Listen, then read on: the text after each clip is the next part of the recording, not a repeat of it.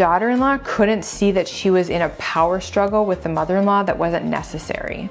She didn't need to have another conversation with her. She didn't need to try to force her to see her point. Welcome back to the Mind Your Boundaries podcast, episode number 4. I'm your host, Jessica Miller, and today we're gonna dive deep into your burning boundary questions.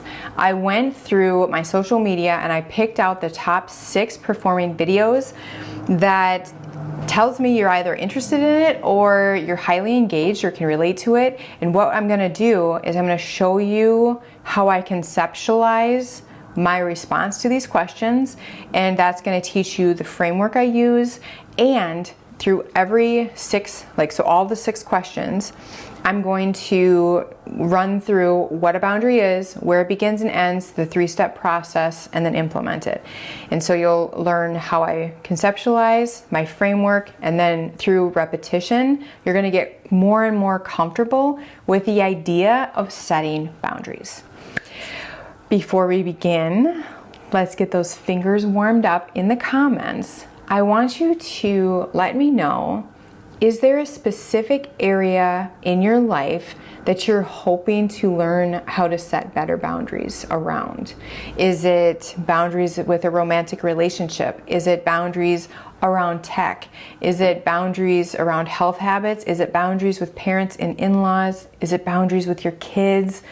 What are you really trying to do so that you are living a better life?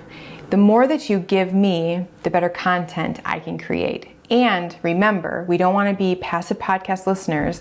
We want to be engaged so that when I deliver these practical nuggets, you can just take them and implement them today and start changing your life immediately. In episode number 1, we talked about boundary basics. Today, I'm going to continue to reiterate them so that we're very, very clear on what a boundary is. So a boundary is a self-imposed rule or limit to keep you feeling safe, balanced, and strengthen your relationships. It begins and ends with you. The 3-step model is you identify what boundary you need, then you communicate the boundary with the affected parties, and then step 3 is holding the line, and that refers to what behavioral change are you gonna make so that your boundary is kept. All right, question number 1. This is about a mother-in-law that shops at Goodwill for her daughter-in-law. So a woman reached out and she said, how can I set a boundary with my mother-in-law who shops for me at Goodwill, but everybody else gets retail store bought gifts? So I'm Goodwill, they're Target, Dick's Sporting Goods, Shields, Home Goods, other places, retail shops, but I'm the thrift store and I'm the only one that gets the thrift store items. And I wanna know, how can I set a boundary around this? Because every single year it hurts my feelings because I put so much time and effort into getting her the perfect gift, and I'm always left just feeling like I got punched in the gut. She also mentioned that her husband wants her to accept that this is my mom, this is who she is. She can choose to shop wherever she wants to shop. Let's please not make this a big deal kind of thing. So he just wanted to let's just let it go. It's no big deal. We can buy whatever gifts we want ourselves. So let's just not make a big deal about it. Yet, every year, she's getting her feelings hurt. This is what I do. When I get a question, or personally when I need a boundary, I first ask myself, is there any room in this scenario that I need to shift my perspective? So if I could shift the way I look at how I'm interpreting their behavior, would it make me feel better? Would it cause me less pain and suffering? So I asked her, why do you buy your mom or your mother-in-law such a nice gift? Why are you year after year, because it's gone on for way over 10 years in this family, why do you keep doing this? What's your intention behind buying her the gift? Is it because she's a really good grandma, a good mom? It's just who you are, you buy really good gifts? Why do you buy her a gift? Because I guarantee you're not buying her a gift to then receive a gift of equal or greater value. You're buying her a gift because It's what you do, and there's a reason behind it. So what's that reason? And maybe if you focus on your intention, so shifting your perspective on not focusing on what your mother-in-law is doing, but your intention of giving her the gift, that would make you feel better, because it doesn't really matter what you receive, because you're not giving her a gift to receive something of equal or greater value. A boundary is a self-imposed rule or limit that begins and ends with you. So it begins and ends with her. She can't force her mother-in-law to go shop at Target for her. She can't force her to shop somewhere else. She can't force her to change her behavior, but she can change her own behavior. And if you look at what she said it really hurts because I put all this time and effort into my mother-in-law, and she's not doing anything nice for me, basically. So she's weighing out time and energy and effort, and then lack of on the other side. That's what's hurting her. So I said a change in your behavior to protect yourself and to set a boundary around, what's hurting you, so it stops hurting you, is why don't you pass the shopping baton to your husband? So now he shops for his own mom.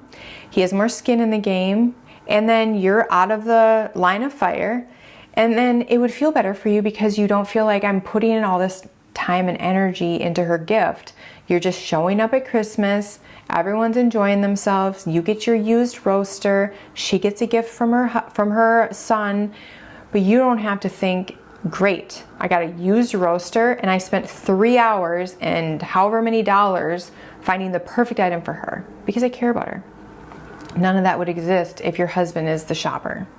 So that would be my suggestion for that. And as you can see, my framework is to always first see, is there a shift in the way that I'm looking at this that could just prevent me from suffering? And maybe a boundary is not even needed. I just got to look at this differently.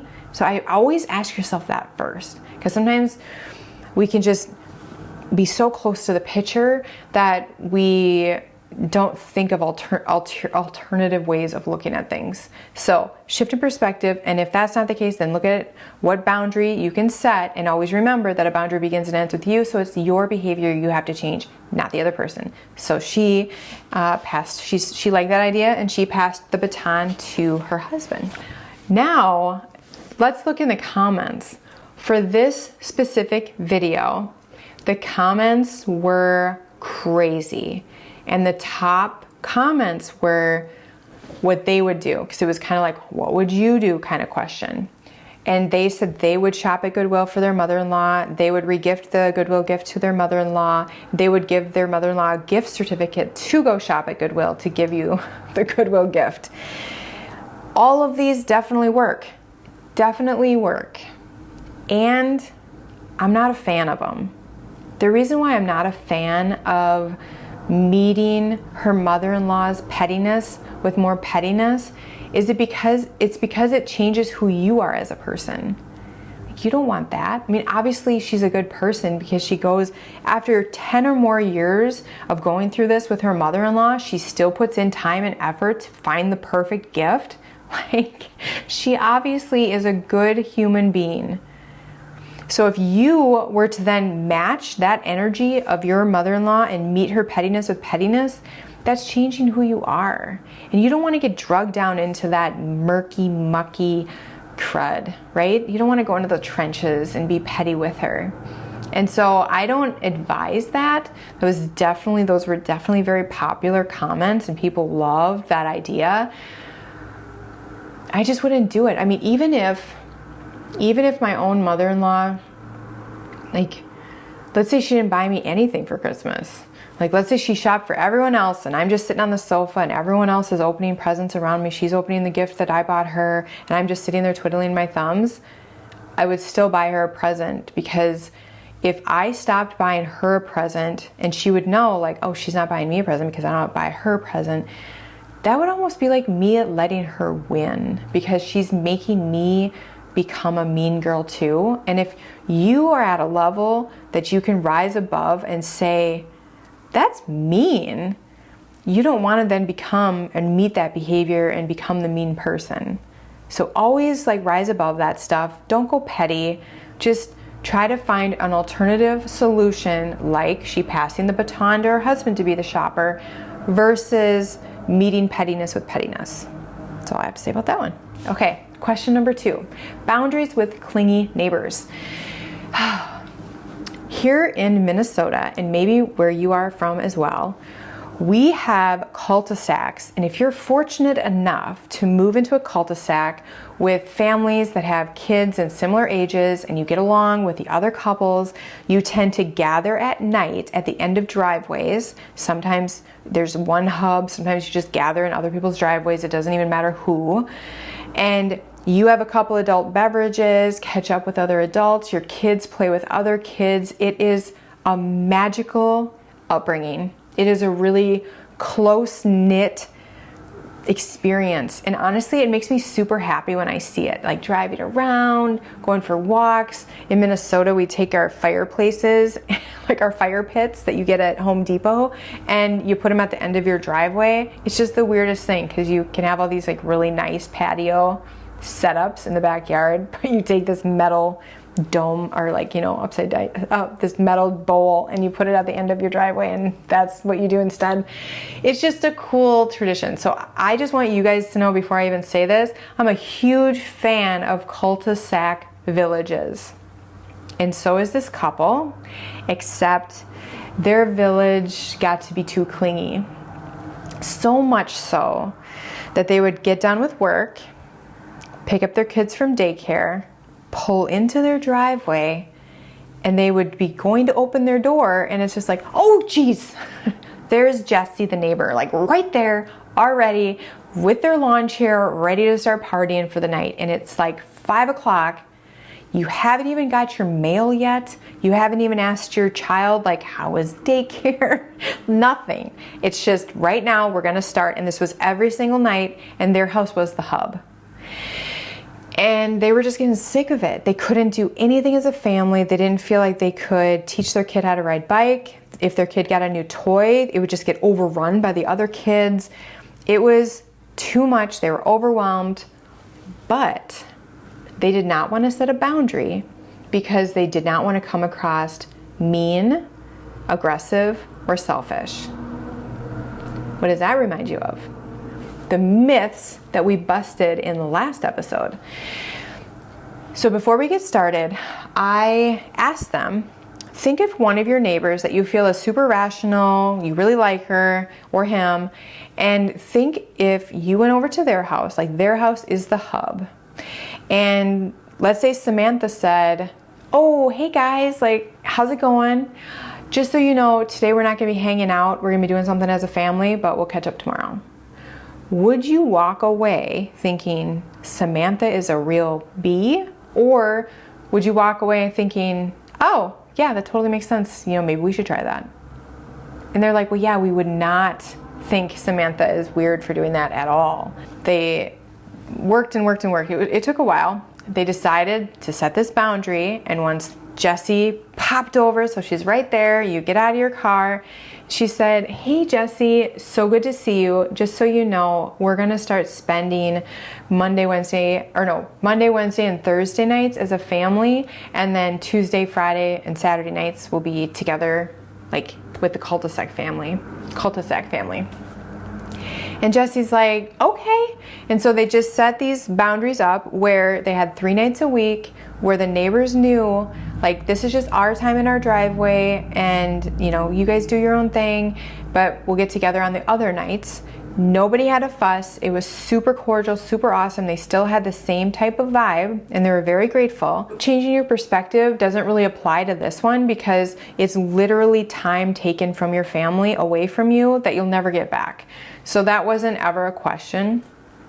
The process, so a boundary begins and ends with you. Yes, what is our behavioral change going to be? Well, let's say Jessie kept pushing it.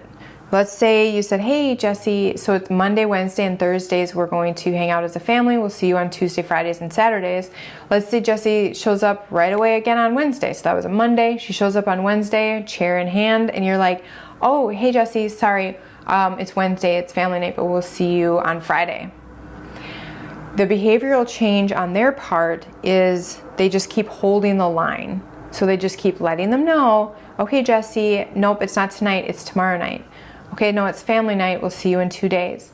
And so holding the line, changing their behavior, was simply reminding gently Jesse that it's family night, not like the village night. Do you see what I'm saying? So they identified the boundary, which is we definitely need to have some family time and not have the cul-de-sac crew over every single night. They communicated their boundary with the affected parties, and then they held the line in case anyone came over. And for them, it was mainly just kids before the parents could catch them, and because they were used to it, and they would just simply say like, oh, Bobby, like we're actually not hanging out tonight, but you go hang out with your mom and dad and we'll see you guys on Friday. Super fine. I hope that's a good example of working through the framework and also working through the steps. In the comments for this video, it was interesting how many people called me a Karen and how many people called them like kind of babies and like fun suckers. And to that, I want to say, anyone that reacts that strongly to you just simply trying to protect some family time, those are the people you probably need a boundary with. We'll talk about takers in a later episode, but I did want to at least identify those types of comments because that was wild how much that was running rampant in the comment section. Question number 3, unsolicited parenting advice. Yes, we've all been there. Right? She wanted to know, how can I get my mom to stop adding tidbits about everything I do as a parent? It just seems like everything I do, she has like something she adds. Just, oh, make sure you add this, make sure you don't do this, make sure you whatever. And she's like, it drives me crazy and it makes me second guess what I'm doing. As a parent, it makes me second guess. My daughter's leaving with her boyfriend and he's a new driver, so I was just trying to see if I could see them leave. But anyway. And so she wanted to know, how can I set a boundary around this? Let's kick it off with, can you change your perspective? Looking at it from like her mom or mother-in-law's lens, they're trying to be helpful. Like our moms, when they give us advice, when we're new parents, they're simply trying to help. They have decades on us in terms of experience. And since they know what they're doing, they're simply trying to help. And so I asked, is there room for you to shift your perspective on this to know that they're simply trying to help me? My mom's trying to help me. She's not trying to tell me I'm doing it wrong or I need to be second guessing myself as a parent. And if that's not the case, if you can't shift your perspective, because I remember even for me, I don't know if it was times when I was sleep deprived or hormonal, but there would be times where I would get unsolicited advice from my mom or my mother-in-law, and I would just be like, oh my gosh, like I could feel this reaction in me, like defensive, I'm doing it wrong.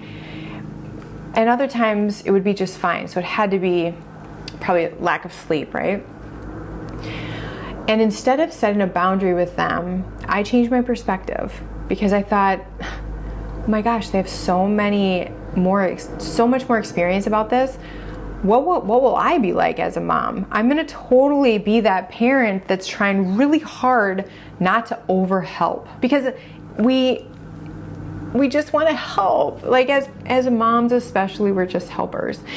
And so for me, I had to change my perspective. I asked if that would be helpful. She still wanted a boundary. I suggested that she say, thank you for always being there and willing to help me, Mom. I know that when you give me advice, you are just trying to give me guidance and save me time or, do what's best for your grandchild.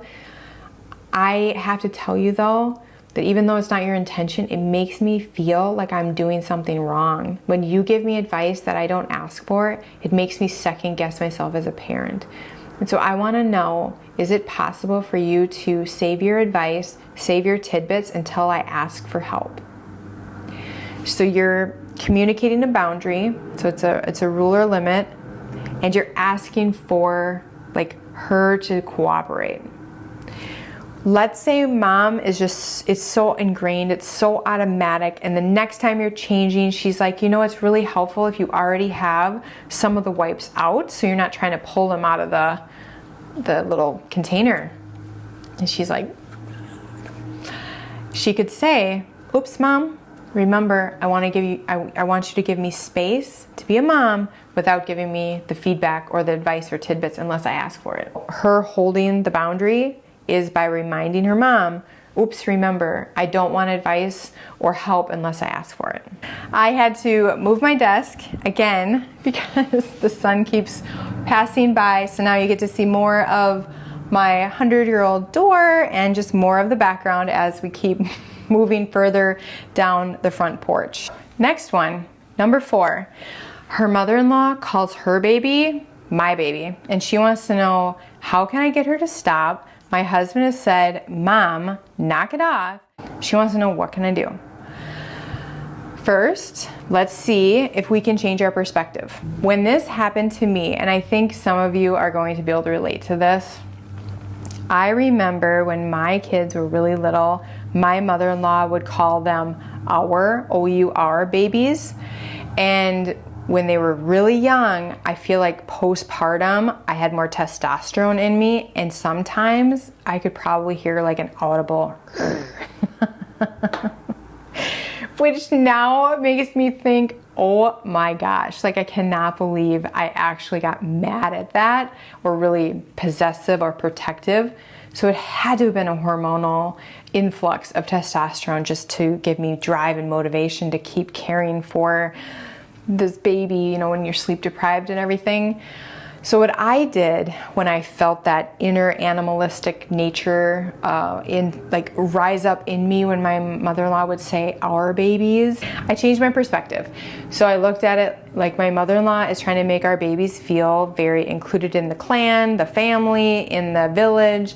And so that's all I needed. I didn't have to set a boundary. If changing your perspective is not helpful in this scenario, then you have to set a boundary, because a boundary strengthens relationships. And if you don't set a boundary in this, you're going to start resenting your mother-in-law. So step 1, identify the boundary. I cannot handle it when other people call my baby their baby. Step number 2, communicate your boundary with the affected parties. What I would say is, Cheryl, I know you don't mean anything by this, but for whatever reason, it bothers me when you call Sammy my baby. It might be my hormones. I don't know what it is. Could you please call Sammy my grandbaby instead of my baby? And then going forward, how you hold the line. So that's step 2. And step 3, holding the line, is when she forgets and she's like, goes to Sammy, how's my baby? You say, your grandbaby is just fine. So you simply correct her in real time, and that's how you hold the line. Question number 5. Her mother-in-law sneaks candy at the bottom of her kids' backpacks, and she wants to know, how can I set a boundary around this? It's very bothersome. The backstory to this family is when their kids go over and sleep at Grandma and Grandpa's house, Grandma and Grandpa send home bags of groceries, of junk food, home with them. This family eats very clean, and they decided, instead of fighting with their mom and their in-laws about this, when their kids go to Grandma and Grandpa's house, they get to eat whatever they want, but when they come home, it's back to clean eating. And for whatever reason, Grandma and Grandpa seem to think they can facilitate or supply groceries when they go back home from a sleepover. So they send home bags of groceries, of junk food. And so how they have tried to set a boundary with this, because they identified, we need a boundary around this, no junk food in our house after sleepovers. Number 2, they communicated it. And then 3, how they held the line. So they said, please don't send home junk food after sleepovers. The grandparents still did. It felt like a power struggle.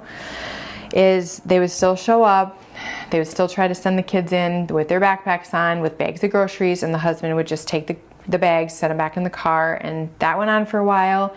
And then the daughter-in-law, or the person that wrote in, said, I started unpacking the bags and finding candy at the bottom where she was trying to sneak in, and that's what made me just lose it. Like, could you please just listen to us and just respect our boundaries?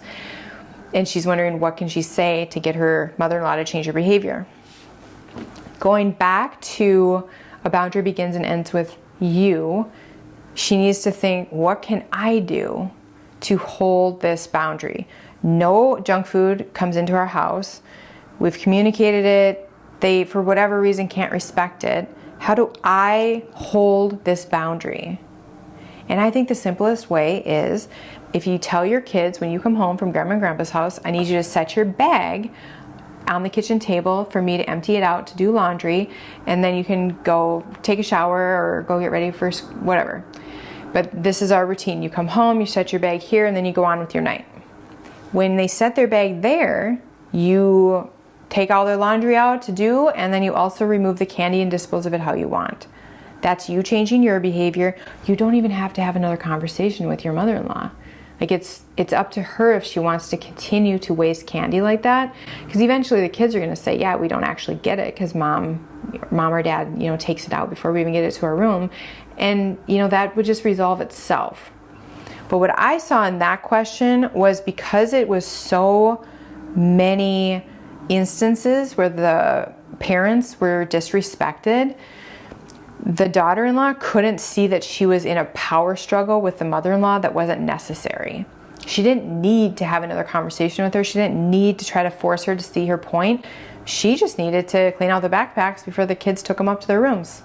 Her house, her rules, and that's what she did. Question number 6. This is a tearjerker. This is a sad one, but it ends really happy because I have feedback and a happy ending to this one. This dad, he's a grandpa, he reached out. So I posted a video like, what do you do if your adult child goes no contact?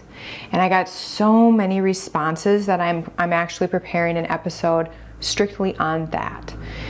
But he reached out after seeing that reel and he said, I'm in this situation and I don't know what to do.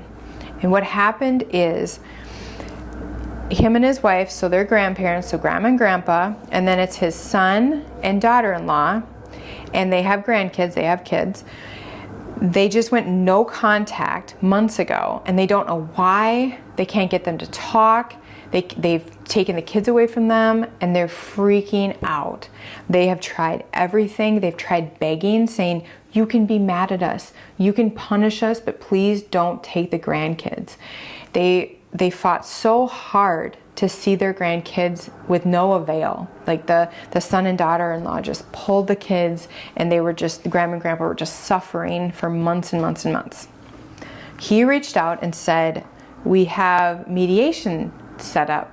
So the adult child and their daughter-in-law trusted their counselor to host a joint meeting with grandma and grandpa and the couple, and to try to mediate so they could get on the same page.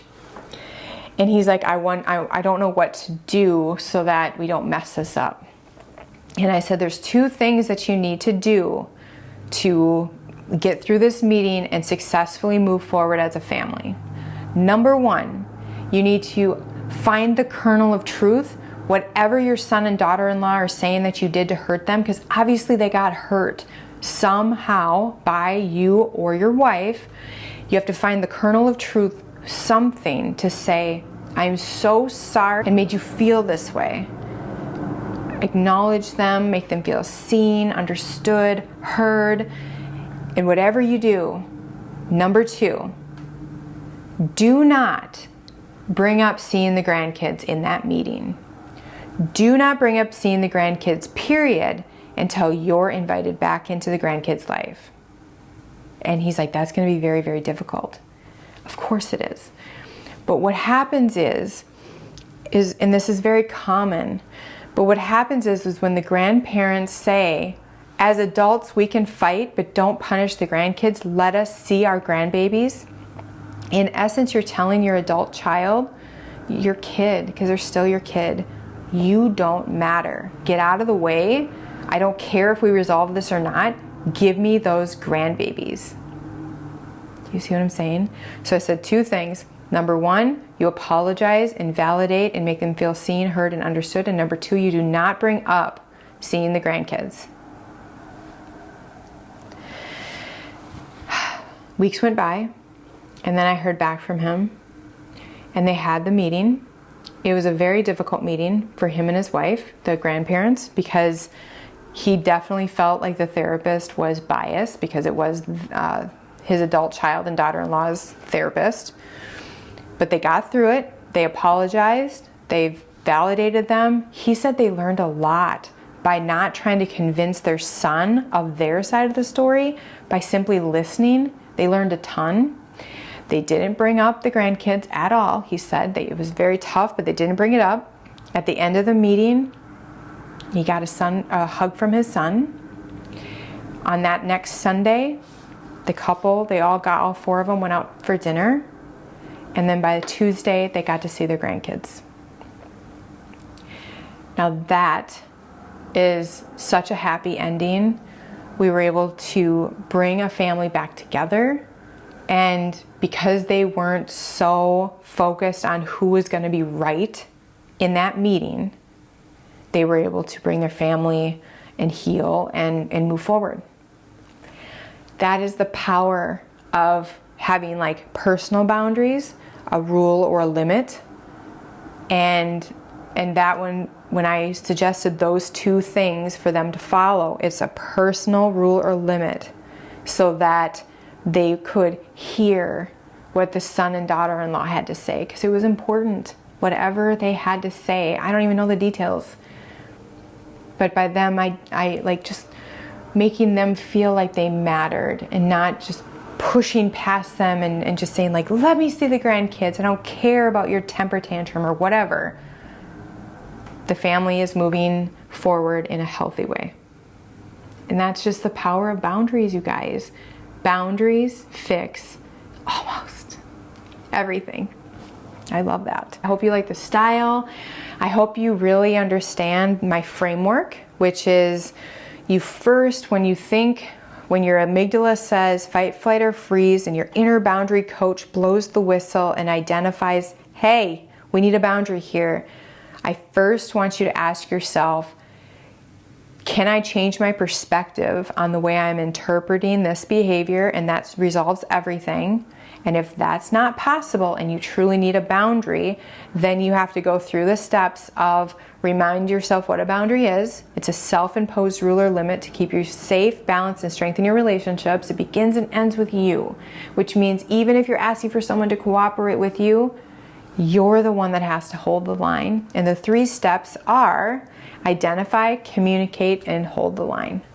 In the next episode, we're going to talk about parental boundary categories and how to set up healthy boundaries with your parents and in-laws after you have babies. This is a very common thing that stuff starts to go amok once you bring babies into the mix, and we're definitely going to dive into that. Until we meet again, make sure you mind your boundaries.